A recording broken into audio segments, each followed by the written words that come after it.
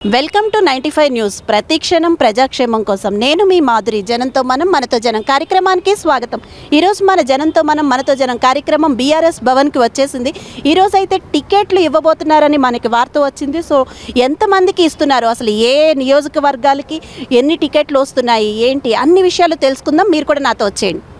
ఇక నియోజకవర్గ సభ్యులు అయితే మాత్రం చాలా ఉత్కంఠంగా ఎదురు చూస్తున్నారు. తమకి ఆ టికెట్ లభిస్తుందా లేదా అని చాలా ఆశగా చూస్తున్నారు. ఇప్పుడైతే మనం సీఎం కేసీఆర్ గారు వచ్చే వరకు వెయిట్ చేయాలి. ఇప్పుడు 2:30కి ఆయన ఇక్కడికి రాబోతున్నారు బీఆర్ఎస్ భవన్కి. అప్పుడు ఎవరెవరికి ఇస్తారు, ఏమేంటి అన్ని విషయాలు మనం అప్పుడు తెలుసుకుందాం. ఎన్నికల మేనిఫెస్టో, ఎన్నికలలో మేము ఏం ప్రజలకు చెప్పబోతున్నాము, అదనంగా ఏ విషయాలు చెప్పి ఇదివరకు చేసినటువంటి ఈ 10 ఏళ్ల ప్రగతి కాక అదనంగా ఏం చేయబోతున్నాము అనేటువంటిది మేనిఫెస్టో కమిటీ ఒకటి కూర్చొని అది డిస్కస్ చేసి మేనిఫెస్టోను డ్రా చేసి ఆ తర్వాత ప్రకటిస్తారు ముఖ్యమంత్రి. లాస్ట్ టైం ఉన్న మేనిఫెస్టోలో కొనసాగిస్తూ కొన్ని పథకాలు పెట్టాలి, కొత్త సేమ్ మేనిఫెస్టో కొనసాగిస్తారా?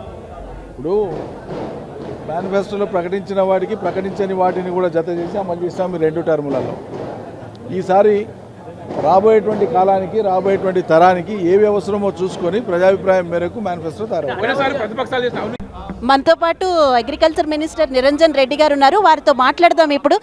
సార్, యాక్చువల్గా ఇప్పుడు వరకు అంటే ఇందాక కేసీఆర్ గారు అన్నారు మరిది చాలా డిసిప్లిన్ పార్టీ, మాకు యుద్ధాలు ఉండవు అని. ఈ టికెట్ల అనంతరం ఏదైనా అలాంటి డిసిప్లిన్లో ఏమైనా తేడా వచ్చే అవకాశాలు ఉన్నాయా? Why should we anticipate bad అండి, అంత మంచి జరుగుతుందని ఆశిద్దాం. ఓకే, మళ్ళీ ఇంకొక విషయం సార్, అంటే ఇప్పుడు రైతులకి మేనిఫెస్టో ఎలా ఉండబోతుంది? వాళ్ళకి రుణమాఫీ చేశారు, రైతు బంధు ఇస్తున్నారు, అయినా కొంతమంది రైతులు అసంతృప్తి వ్యక్తం చేస్తున్నారు. దాని గురించి మీరు ఏమంటారు? అమ్మ, ఇప్పుడు మేనిఫెస్టో కమిటీ ముందు వేస్తారు. మేనిఫెస్టో కమిటీ వివిధ అంశాలను చర్చిస్తుంది.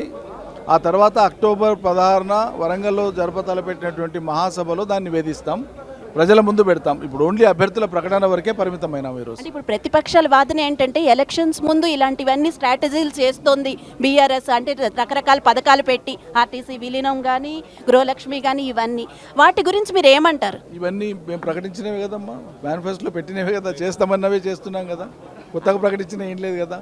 ఇవన్నీ ఎలక్షన్స్లో గెలవడానికి పెట్టేవి అని వాళ్ళ వాదన, మీరేమంటారు? ప్రజలకు పనిచేస్తూ ఎలక్షన్లో గెలవాలని కోరుకుంటామా? ప్రజలకు పనిచేసి ఎలక్షన్లకు పోవద్దు, పోటీకి పోవద్దు, ఇంటికి పోవాలని కోరుకుంటారు ఎవరైనా? Thank you sir. తర్వాత రాష్ట్ర ప్రయోజనాల్ని, పార్టీ ప్రయోజనాల్ని దృష్టిలో పెట్టుకొని ప్రజాభిప్రాయం మేరకు క్షేత్రస్థాయిలో ప్రజలకు ఉండేటువంటి అభిప్రాయాల్ని సమగ్రంగా అవలోకనం చేసుకొని ఈ నిర్ణయానికి వచ్చి కేవలం 7